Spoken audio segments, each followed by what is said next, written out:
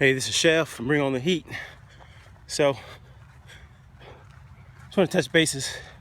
Just went on a run here recently. Just taking a breather, keeping the lightweight shoes on. Feels great. Staying in the front part of my feet, just moving comfortably, just kind of like gliding through the air almost. Very little energy output from the waist down. If anything, my legs probably outlast my lungs lately, but I mean, I'm in good shape, but just trying to push new limits and see where I can go. Of course, with my genetics and discipline, focus, just willingness, to achieve better. So I wanted to go ahead and touch bases about a lot of conversation in the community with, or at least in the vegetarian vegan community, about the type of vegan meals to eat and the type of things we should be doing throughout the day. If we should be eating a lot of meals during the day or a few. For most people, it's not that cut and dry, nor should it be so scientifically focused.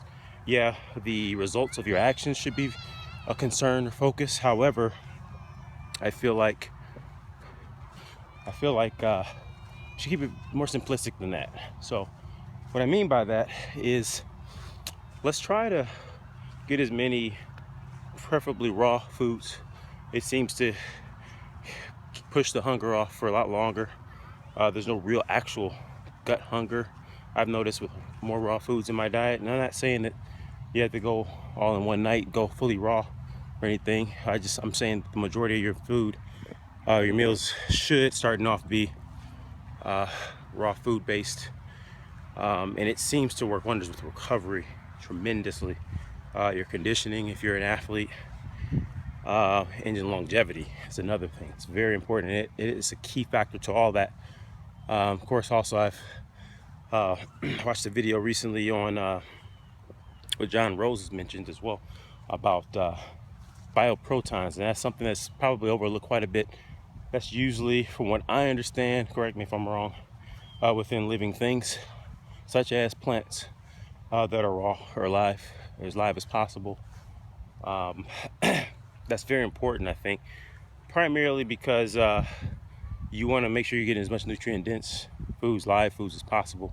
That's what we're biologically, I feel, designed for primarily. Now, over the course of our history, I'm sure there have been things that we may have needed to survive off of certain methods in our minds, and obviously it was successful, but optimally I think that that's the way to go, at least for the majority of your meal or diet throughout the day. Small snacks throughout the day like that should keep the big hungers away. Also, just to keep it real simple, this is what I do as of late. I'm not trying to give you a whole bunch of numbers. This is just something that's consistently worked for me effortlessly, so I feel like that it would help a lot of people. Just basically, go through your morning, wake up. If you've had a lot of nutrient-dense foods the day before, you should not, I feel like, should not be really hungry or hungry at all in the morning. Your body should have absorbed all that nutrients. The satiety should be pushed off just a little bit longer, I feel, and then you can focus on the things that you aspire to become, or your goals or aspirations. That's very important, I feel. When you can focus on that, not food, I've noticed that energy output is far greater. And then also throughout the day, as you accomplish those things, keep in mind that at some point you do have to eat more, like larger meals. Like I may eat an apple, banana here and there, maybe even a little, peanut butter, which isn't the optimal thing, but just something to keep me going for me at this phase right now. Maybe a small salad even.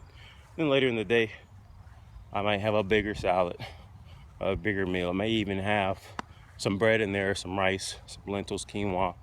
That's usually kind of been the thing that I've done up to this point. So I say that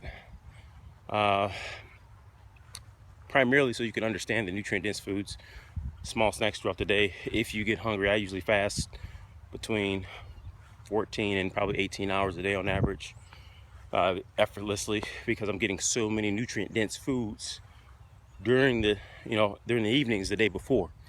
So it's just a pattern that my body's just gotten used to for the better, and not in a bad way. It's just it's effortless and it feels much better, and my body wants to do that.